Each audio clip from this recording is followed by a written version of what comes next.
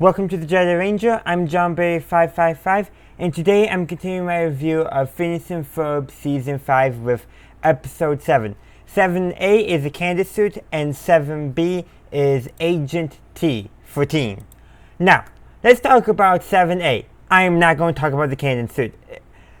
Honestly, I don't know what the writers were thinking. It's a weird episode, and I think it was supposed to be weird and funny, but I think, just like in the universe of Phineas and Ferb, how we don't talk, how the characters barely acknowledge that Buford has modes of everyone but doesn't talk about them, we're going to do the same thing with the Candace Suit. Keep that little joke going on. But, Doofenshmirtz part of the episode, he actually made his leftovers come alive, so him and Perry are trying to stop his leftovers and eventually they go to space. Yep, that's what happens. No evil plot from Doof, just pro planning skills. But anyway, let's actually talk about 7B, Agent T for Teen. So, this episode, just like how in the previous episode, it reminded us that Stacy does know that Perry is a secret agent. This episode brings it to fruition. Stacy has to help Perry. One, not to get seen by Candace, and two, Perry gets caught by Dr. Doof and Dr. Diminutive. And Stacy ends up using all her unique skills, including making animal noises, in order to get Perry out of the death trap that Love Muffin puts him in. Oh, and by the way, when she's listing her skills, she mentions, of course, that she is good at mini golf, that she has level 3 taekwondo, babysitting, and all that. And then, animal skills. Like, you think the taekwondo would be a little more useful in this situation, and actually it is. And so is babysitting, because she basically, in order to infiltrate Love Muffin, she basically is a teenage girl who got the wrong babysitting address, and Perry's able to escape and defeat Love Muffin. Yep, that's what goes on in the episode. And also her skills at mini golf also come into fruition as well. And this episode actually kind of cuts the Phineas and Ferb part of the story.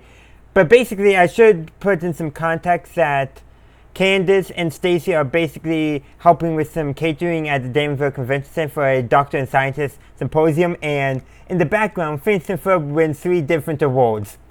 And Candace, well, she's like, I could have sworn I heard Phineas and Ferb's name mentioned 3 times. The rules of 3, and it works so perfectly because Candace just doesn't find out. She's in basically the same situation that her mom is. She doesn't know what's going on. And this time she really doesn't know what's going on.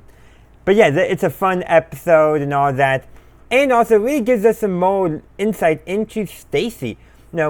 Oftentimes with Stacy, we just see her basically be Candace's best friend. The one who Candace ropes into her schemes to bust her brothers. But here we get to see more of Stacy for who she is as her own person. Yes, we get to see that a little bit in the mini golf episode with the song Disco Dancing Miniature Golfing Queen.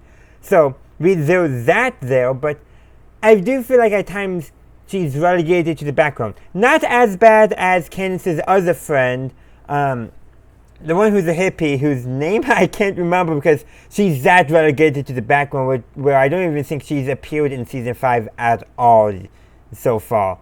But yeah, it was good, I think, to get more insight into who Stacy is. Like, we already got an idea of it, but this is really a Perry and Stacy episode. A pairing of characters we've been introduced to, but has never really been given an episode in its own right, and I really just like it. I like how it does a twist on the formula. They're definitely doing that a lot sooner in Season 5 than they did with the first 4 seasons of the show in terms of proportionally, I would say. And I think that's good because Phineas and Ferb, a lot of the humor comes from basically being able to subvert the formula and fourth wall breaks. And actually, I think it might have been in the Candace Suits, but I wasn't in this one. I gotta double check.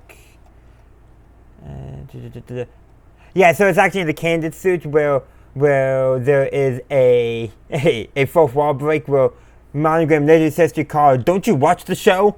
As in referring to Phineas and Ferb, which is probably one of the most meta fourth wall breaks they've had so far in Phineas and Ferb. But that's pretty much what all I got to say. There's a lot more, such as the fact that Alka, I was going to talk about Love Muffin, but I'll talk about both of them. Alka somehow records the informational videos for when someone finds out somebody's a secret agent on actual film. And Love Muffin, instead of using sharks in their death traps, they're using hippos, because hippos are actually more dangerous than sharks.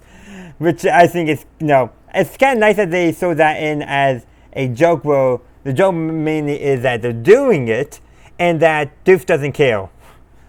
So yeah, that's pretty much all I got to say. I'm sure there's more, but you can let me know your thoughts in the comment section down below. Oh, never mind. I just went back down to trivia, and it was in Agent T for team. But still, they still threw out that most metaphor wall breaks ever.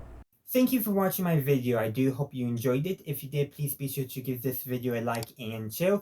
Also, consider subscribing to my channel to stay up to date on all my latest content. In the meantime, thank you for watching, and as always, have a good day, a good night, wherever you are. May the force be with you, always.